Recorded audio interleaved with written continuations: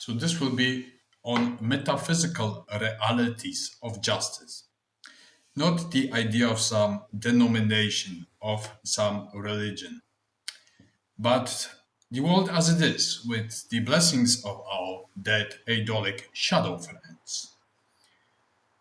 So you might ask, what happens after you die?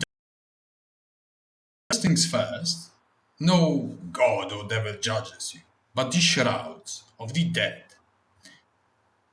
Given that 80% of the world is below poverty lines, it's not that lucky for parasites. Now, capitalism doesn't exactly exist on the other side amongst the dead, nor does communism or any other ideology. Certain ideas of justice exist, but it's not perfect justice as of, for example, the Mardukian principle. It is the justice of the dead. There is justice of nature, justice of the dead, justice of demons, justice of hell, justice of the gods and goddesses, justice of spirits, and justice that humans make on earth.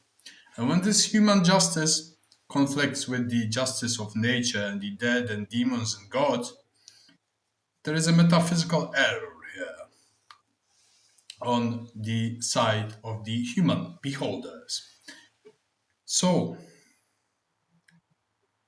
is it wrong to be rich or powerful? No. As long as your riches and powers are equated to your virtue, nobility, and effects you bring about in the world.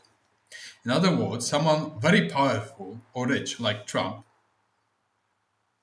that is a pig, is directly responsible for all the killings that he could prevent and all the killings that were ensued under his command. Every soldier is responsible for those whom he killed. Then the general is responsible for the sum of the destroyed lives, not only those whom they killed, but the families they dispossessed of happiness and other things. And then it goes directly to your leaders. I do not envy the men and women of power. And so goes with people who are parasites. Imagine a rich parasite that does nothing but amasses wealth. Well, when he drops dead, those who are dispossessed or destroyed by his wealth want to claim vengeance and tear such a shit to shreds after he undergoes the judgments and sufferings and torment that are, and the devil likes a good chase, tormented by the dead themselves whom they wronged.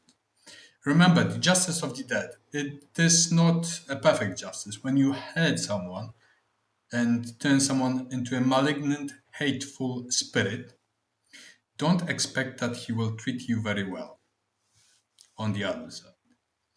Now, in a perfect world, both wealth and power is tied to responsibility, merit, nobility, greatness, ethos, and sanctioned by the gods and goddesses themselves. Now, whatever is your political arrangement, whether it is an illusion of democracy, ochlocracy, anocracy, does not matter. Whether it's an enlightened empire or a despotic tyranny, everything is paid on the other side. So, if a person with nothing nevertheless successfully alchemizes his being, that is, goes through the Herculean strive. That is, rectifies a dive a spirit. That is, becoming a friend to spirits, the dead demons and gods. He is successful, albeit having nothing. Training of a master without training of a master, with scarce resources, that is not worthy.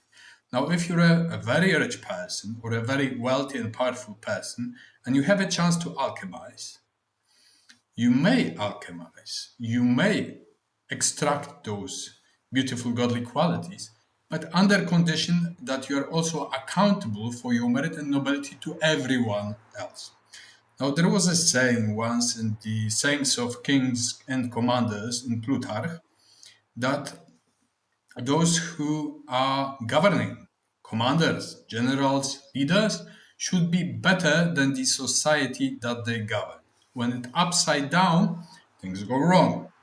So think about your leaders audit them, understand, and think whether they are better than you. Because if they're not, then something is wrong, right? Meaning that it is unjust that they're in the position of governmental power. So, summing up, there are different types of justice. Dikaiosine, to give justice, to receive justice under the temes. And be sure that the wealth or power that was abused is chased by Erinis to the deepest pits of hell. Now, you may say that you don't believe in the other side of the afterlife. Maybe.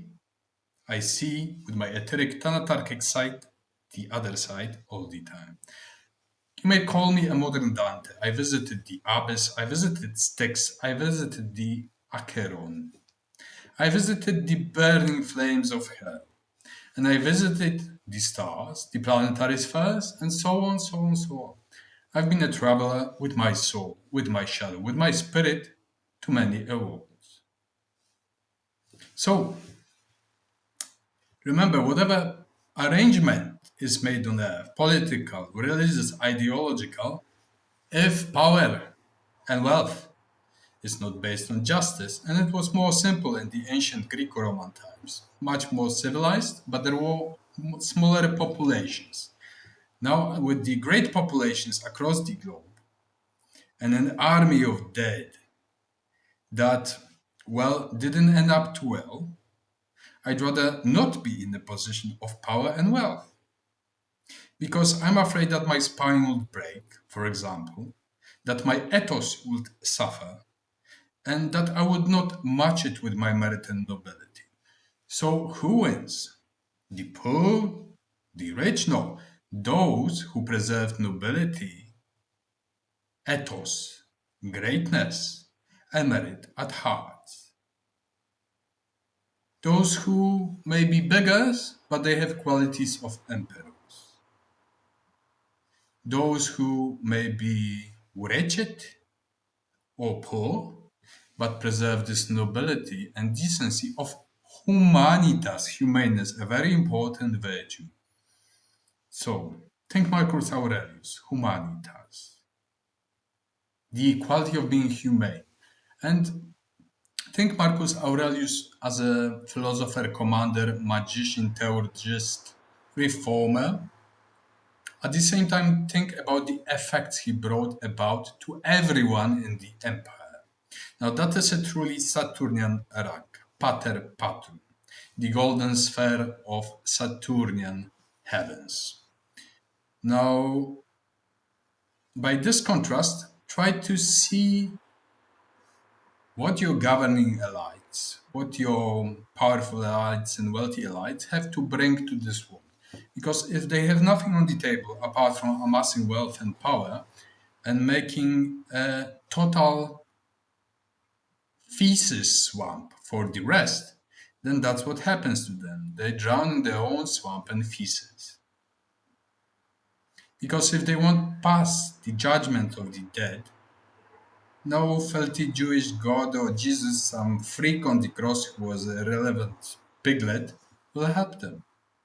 Because it is you that pitch to gods and goddesses by arete, by homoisisteo, making yourself godlike. In other words, coordinating values, virtues, and incorporating them throughout your life. Then the work of the gods and goddesses Theon Ergon begins. You pitch to gods by who you are, and then they lift you up by walking on you throughout mortal life until the very end, and you drop your shell, and hence Hermes Trismegistus, vitriol, descend to waters of Tantalus, live a life, complete the Herculean cycle, ascend to gods to have greater weight, greater responsibility throughout the cosmic tour within the solar system world. Thank you.